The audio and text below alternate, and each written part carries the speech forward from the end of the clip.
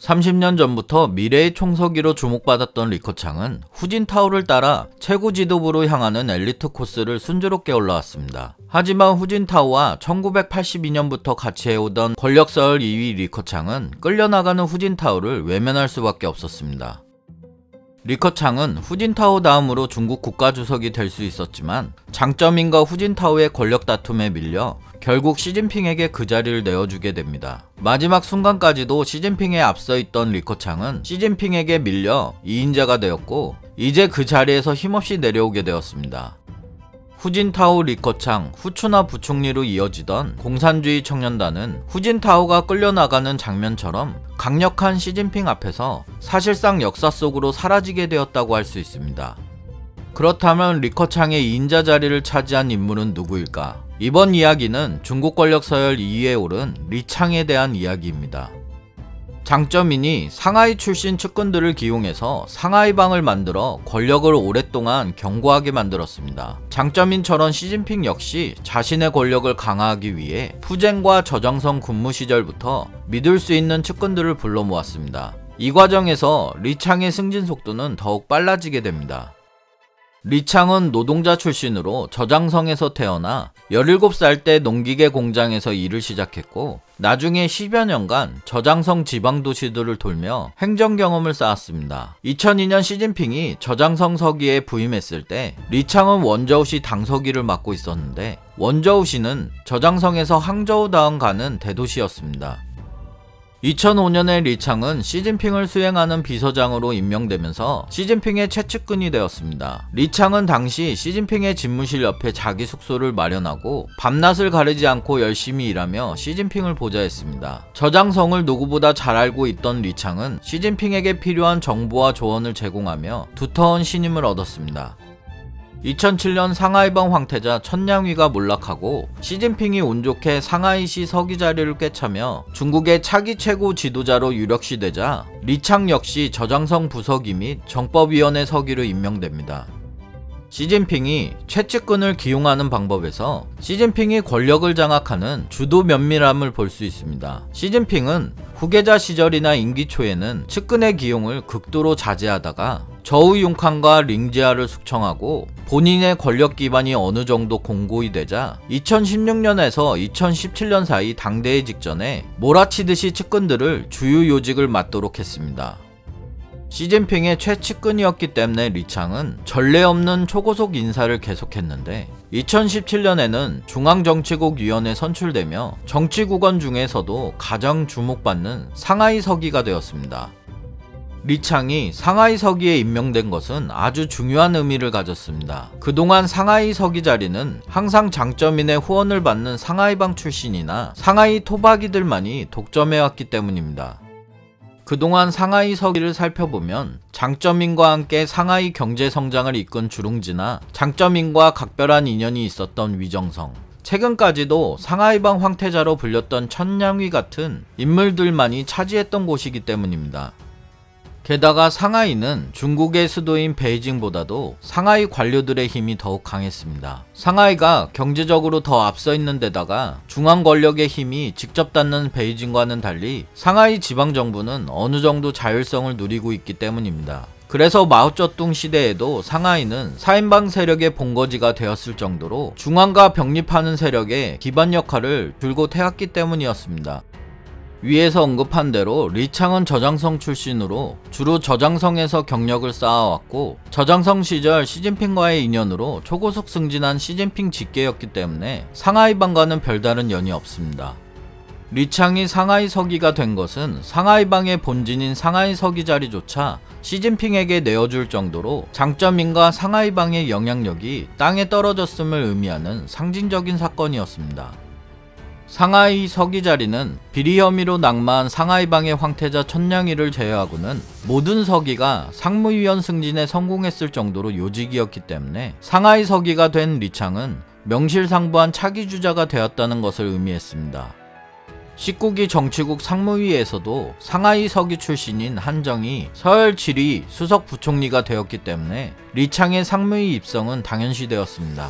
하지만 리창이 상무위에 들어가더라도 이번에도 살아남은 시진핑의 책사 왕후닝보다 서열이 뒤거나 서열 6, 7위 정도의 수석 부총리가 유력하다는 예상이 지배적일 수밖에 없었고, 리창이 서열 2위가 되는 예측은 찾아보기 힘들었습니다. 승승장구하던 리창은 2022년 코로나 대응에 실패했습니다. 상하이를 장기간 봉쇄하며 상하이 주민들에게 식량조차 제대로 공급하지 않고 중국 경제의 심장인 상하이 경제 역시 막대한 타격을 입었는데, 2분기 상하이 GDP는 14% 가까이 감소하며 상하이 서기인 리창 이미지도 땅에 떨어졌습니다. 기존의 장점인의 상하이방이나 상하이 출신이 장악했던 뿌리 깊은 상하이 관료 사회를 장악하지 못하고 있는 외지인 리창은 리더십에 대해서도 의심받게 됩니다. 무엇보다 보건 담당 국무원 부총리에게 질책받는 꼴이 되어버렸으니 리창의 정치적 미래도 불확실해졌고, 무리해가면서 리창을 상하이에 보낸 시진핑의 체면도 구겨지게 된 상황이었습니다. 하지만 시진핑은 20차 당대에서 3선에 성공하며 절대 권력을 손에 넣었고, 이런 무리한 상황에서도 리창의 승진을 밀어붙이며 리창을 권력 2위로 만들었습니다. 리창이 진행한 상하이 봉쇄와 같은 강력한 조치가 오히려 제로 코로나를 강조해온 시진핑을 움직였고, 리창은 저장성 출신 시진핑 최측근이기 때문입니다. 이번 시진핑 상기 최고 지도부 구성에서 시진핑에 대한 충성도가 가장 중요한 기준으로 작용했음을 나타내는 대표적인 사례입니다.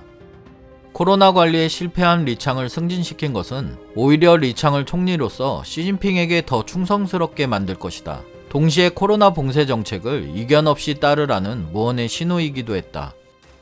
이런 무리한 인사는 공산당 역사에서도 찾아보기 힘든데, 부총리 경력이 없는 상하이시 서기가 국무원 총리로 직행한 전례는 없습니다. 역대 총리는 저우언라이나 화거펑을 제외하면 모두 부총리를 지냈던 사람이 올랐습니다. 저우언라이 같은 경우 한때 마오쩌둥보다 서열이 높았던 개국공신이었고, 화거펑은 마오쩌둥의 공식 후계자였기 때문에 예외가 인정되지만, 이전 리커창 총리만 하더라도 부총리를 역임한 뒤 총리가 되었고, 원자바오나 주룽지, 리펑 역시 부총리를 지낸 뒤 총리에 기용되었습니다. 임기 초반에 측근 기용에 조심했던 시진핑은 권력을 장악한 이후에는 순리에 따라 한 적이 없었습니다. 이것은 시진핑이 중국 인민들과 공산당 내부의 반대파를 가볍게 눌러버릴 정도의 권력을 손에 넣었다는 뜻이 되었습니다. 시진핑은 약점이 있는 사람을 2인자 자리까지 올렸기 때문에 감히 자기 자리를 넘볼 생각도 못하게 할 정도로 시진핑의 힘이 강해졌음을 모두에게 알리게 된 것입니다. 시진핑 전임 비서실장이 서열 2위의 총리직을 맡게 되면서 당과 국무원의 경계가 보다 희미해졌습니다. 그리고 시진핑이 내세운 공동부유 정책, 성장보다는 국가 안보를 중시하는 정책 등이 강화될 것으로 보입니다. 중국 지도자가 측근을 핵심 요직에 발탁하면서 정부 정책에 대한 영향이 마오쩌둥 이후 전례가 없을 정도로 강해졌다. 리창은 국무원에서의 경험이 부족하기 때문에 경제정책의 질적 하락을 의미할 수 있다. 하지만 리창의 능력이 아주 떨어진다고는 볼 수 없는데, 리창은 다른 중국 관료들과는 달리 화이자와 모더나 같은 백신 도입을 주장했던 인물이었습니다. 코로나 유행 초기에는 방역 정책을 유연하게 적용하는 등 독자적인 정책관을 가지고 있다고 평가되었습니다. 다만 시진핑의 입맛에 맞게 제로 코로나 정책을 적극적으로 집행하면서 자신의 견해보다는 시진핑에 대한 충성을 우선시한 것뿐이었습니다. 상하이에서는 리창 당서기보다는 중국 중앙정부가 상하이를 전면 봉쇄한 것으로 믿는 목소리가 다수이다. 시민들은 리창 당서기는 성장과 시장을 중시하며 과학에 기반한 결정을 한다고 믿지만, 동시에 시진핑에게 충성적인 인물이라고 생각한다. 리창이 시진핑에 대한 충성을 통해 총리가 된 것은 사실이지만, 시진핑을 만나기 전에 이미 개혁 개방의 선두에 선 지방에서 산전수전 다 겪으며 원저우 서기까지 출세했기 때문에 경제인들과 소통이 잘 되었고 실물 경제에 밝다고 평가되고 있습니다. 전통적으로 중국에서 총리는 중앙은행을 포함한 모든 행정부처를 관할하는 국무원을 총괄 운영하는 2인자였지만, 시진핑이 주요 정책을 이끄는 당내 각종 영도소주에서 결정하면서 존재감이 약해져 왔습니다.